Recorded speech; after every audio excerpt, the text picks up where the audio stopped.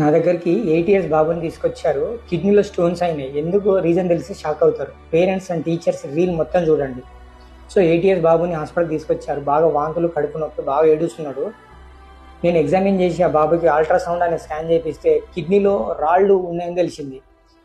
ఆ పేరెంట్స్ నన్ను అడిగారు, సార్ మా ఇంత చిన్న పిల్లోడికి కిడ్నీలో స్టోన్స్ అవ్వడం ఏంటి సార్ అని నన్ను అడిగితే, నేను ఆ బాబుని నువ్వు రోజు ఎంత వాటర్ తాగుతున్నావు అని అడిగితే, సార్ నేను రోజు సగం బాటిల్ కంటే ఎక్కువ వాటర్ తాగట్లేదు, మా టీచర్ టాయిలెట్కి పంపట్లేదు సార్, నాకు ఊరికే టాయిలెట్ వస్తుంది, నేను ఆపుకోలేకపోతున్నాను, అందుకే సరిగా వాటర్ తాగట్లేదని ఆన్సర్ ఇచ్చాడు.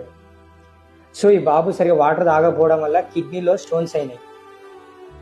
సో పేరెంట్స్గా మీరు చేయాల్సింది ఏంటంటే, పిల్లలు సరిగా వాటర్ తాగుతున్నారా లేదా, స్కూల్కి తీసుకెళ్ళిన బాటిల్ ఖాళీ ఉందా, సగమే ఉందా, ఎందుకు వాటర్ తాగట్లేదో రీజన్ తెలుసుకోండి.